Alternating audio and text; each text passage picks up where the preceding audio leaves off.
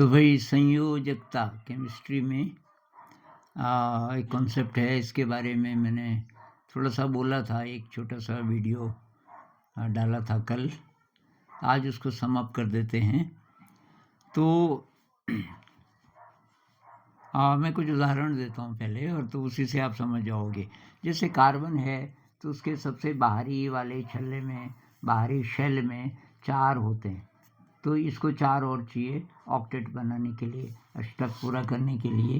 तो 4 ही ये बॉन्ड बनाएगा, वही इसकी वैलेंसी है। तो कार्बन की संयोजकता है 4। जैसे 4 हाइड्रोजन आ जाएं, हाइड्रोजन को एक ही चाहिए, क्योंकि हाइड्रोजन का एक ही घर होता है, पहले वाला एक उसके पास है, इलेक्ट्रॉन एक और चाहिए। तो हाइड्रोजन की वैलेंसी हुई 1, कार्बन की हुई ये 4 बॉन्ड। अच्छा, यहाँ पे भी देख सकते हैं कार्बन की जो वैलेंसी है वो 4 है, क्योंकि इसने 4 बॉन्ड बनाए हुए हैं 2 ऑक्सीजन के साथ।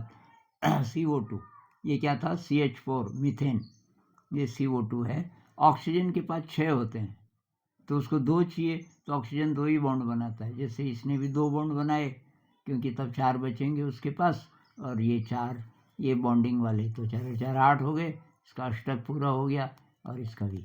ऐसे ही 1-2 और उदाहरण ले लेते हैं कि जैसे हाइड्रोजन है, तो हाइड्रोजन को एक ही चाहिए, क्योंकि पहला ही घर है उसके पास, उसमें 2 ही हो सकते हैं। एक और हाइड्रोजन आ जाए तो H2, हाइड्रोजन गैस जिसको बोलते हैं H2। उसी तरीके से क्लोरीन के पास 7 हैं, उसको एक और चाहिए 8 बनाने के लिए। तो हाइड्रोजन आ जाए उसके साथ, हाइड्रोजन को भी एक ही चाहिए, तो ये हो गया आपका HCl। एक बॉन्ड ये 6 अपने पास रखता है। HCl का मतलब हाइड्रोक्लोरिक एसिड। तो इस तरीके से एक और ले लेते हैं नाइट्रोजन।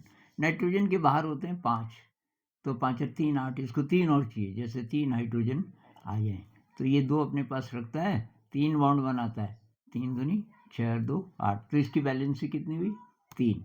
नाइट्रोजन की वैलेंसी 3। यहाँ से भी हम देख सकते हैं एक नाइट्रोजन दूसरे नाइट्रोजन से मिलेगा, तो ये 3 बॉन्ड बनाता है, 2 अपने पास रखता है, 3 दूनी 6 और 2 8।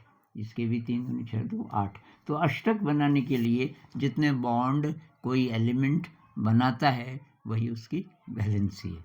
नमस्कार।